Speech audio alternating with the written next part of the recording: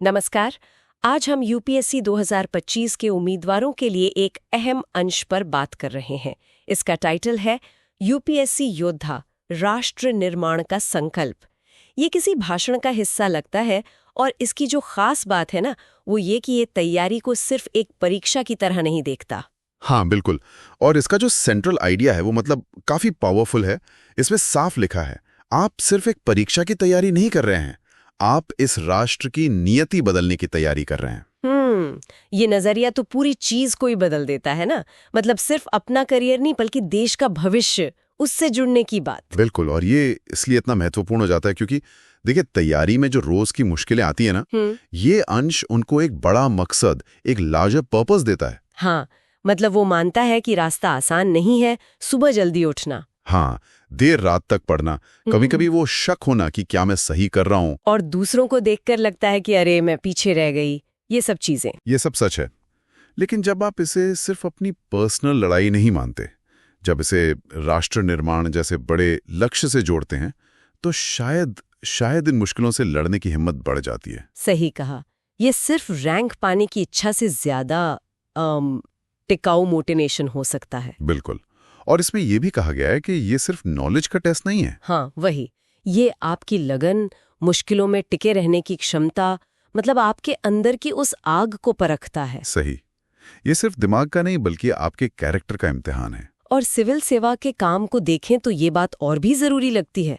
वहां तो मुश्किल हालात में ही फैसले लेने होते हैं अक्सर। हाँ, और इसी से जुड़ा एक और इंटरेस्टिंग पॉइंट है कि ये कोई रेस नहीं है, ये एक कॉलिंग है, एक बुलावा। अच्छा, बुलावा? हाँ, मतलब ये सिर्फ दूसरों से आगे निकलने की होड़ नहीं है।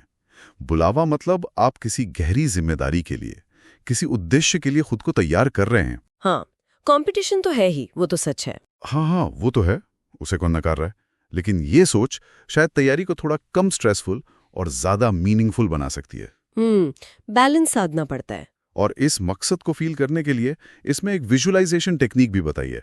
आंखें बंद करके सोचिए, तिरंगा लहरा रहा है और आप उस सिस्टम का हिस्सा हैं जो देश के लिए बड़े फैसले ले रहा है, लोगों की जिंदगी बदल रहा है। बिल्कुल। ये आपको रोज की पढ़ाई के बीच वो जो बड़ा गोल है ना, उससे कनेक्ट करता है।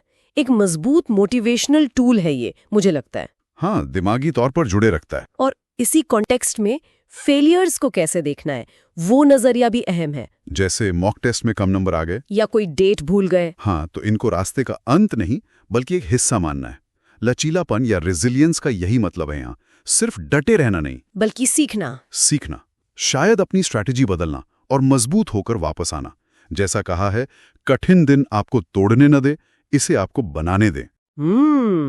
यानी हर मुश्किल, हर चुनौती आपको और बेहतर बनाने का एक मौका है। बिल्कुल। और फिर अंत में लगातार कोशिश, कंसिस्टेंट एफर्ट पर जोर है।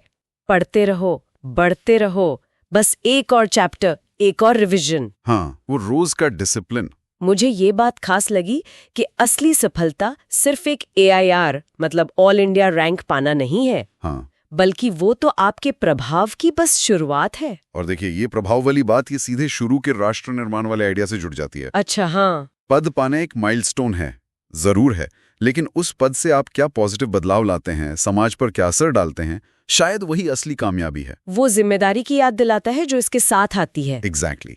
तो ये अंश पूरी तैयारी को एक पर्सनल स्ट्रगल से ऊपर उठाकर एक सोशल कंट्रीब्यूशन की यात्रा बना देता है। तो कुल मिलाकर कहें तो ये अंश यूपीएससी की तैयारी को सिर्फ एक परीक्षा नहीं बल्कि एक ऐसी यात्रा की तरह दिखाता है जिसमें लगन है, मुश्किलों से लड़ने का जज्बा है और देश के लिए कुछ करने की भावना है। यहाँ एक सवाल सोचा जा सकता है, ये जो प्रभाव की बात कही गई, इसका असली मतलब क्या हो सकता है किसी के लिए?